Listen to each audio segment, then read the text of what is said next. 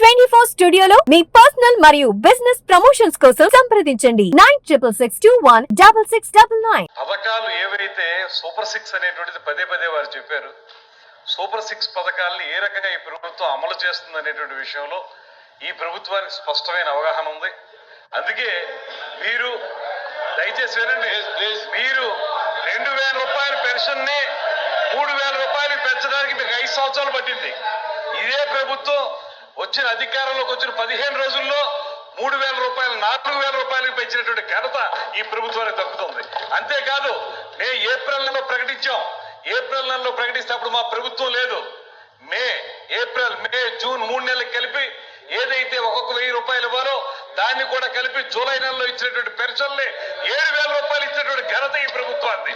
మీరు బకాయిలు పెట్టి వెళ్ళిపోతే ఏదైతే రైతుకి ధాన్యం కొనుగోలు కేంద్రాల్లో ఒక్క నిమిషం సార్, ధాన్యం కొనుగోలు కేంద్రాల్లో రైతులు ధాన్యం అమ్ముకుంటే వచ్చే నెలలో ఇవ్వాల్సినటువంటి డబ్బులు సంవత్సరమైనా ఇవ్వనటువంటి పరిస్థితి మీరు చేస్తే, ఆ బకాయిలు పెడితే ఆ 1600 కోట్ల రూపాయల బకాయిలు అధికారంలోకి వచ్చిన వెంటనే తీర్చిన ప్రభుత్వం ఈ ప్రభుత్వం అనేటువంటి మాట గుర్తుపెట్టుకోవాలి.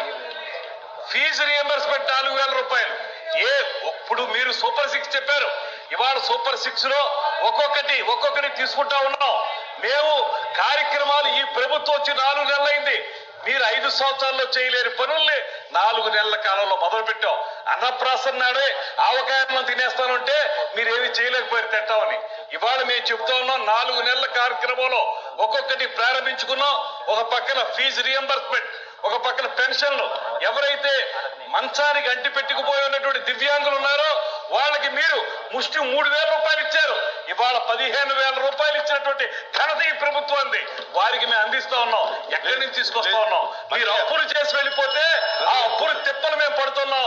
దాంతో పాటు రైతులను ఒక పక్కన, యువతను మరో పక్కన, నిరుద్యోగులను మరో పక్కన, మీరందరికీ కావాల్సిన దీపం పథకం కార్యక్రమం, ఇవన్నీ చూసుకుంటే ఈ ప్రభుత్వాన్ని మెచ్చుకోవాల్సిన ఈ రకంగా మీరు చేయటం కరెక్ట్ కాదనేటువంటి మాట చెప్తా ఉన్నాం. దయచేసి బడ్జెట్ మీద ప్రసంగం కూర్చోండి.